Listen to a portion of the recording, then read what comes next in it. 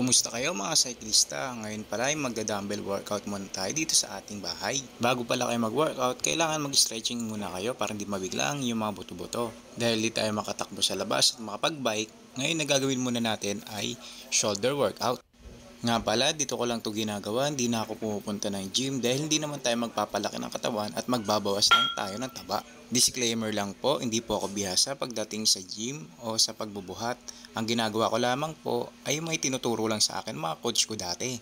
Ang ginagawa ko nga pala ngayon, mga stock knowledge lang ng mga natututunan ko via YouTube.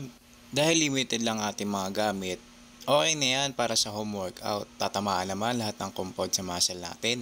Dahil labo lang natin ay losing weight at hindi tayo magpapalaki ng gano'n ng katawan. At hindi ko pala araw-araw gagawin to, baka kasi bumigat ako.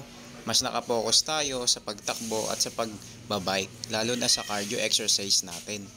Ang goal ko kasi mas mapalakas ang aking puso at ang aking hininga. Dahil may pinaghahandaan tayong laro, ang Titans doon sa Kidirak sa Orani, Bataan.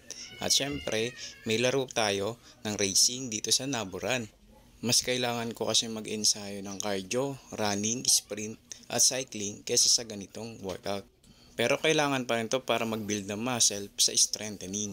Ayun, tingnan nyo, ang taba ko na. Kaya kailangan ko pa magbawas ng timbang. Hanggang dito muna mga cyclista.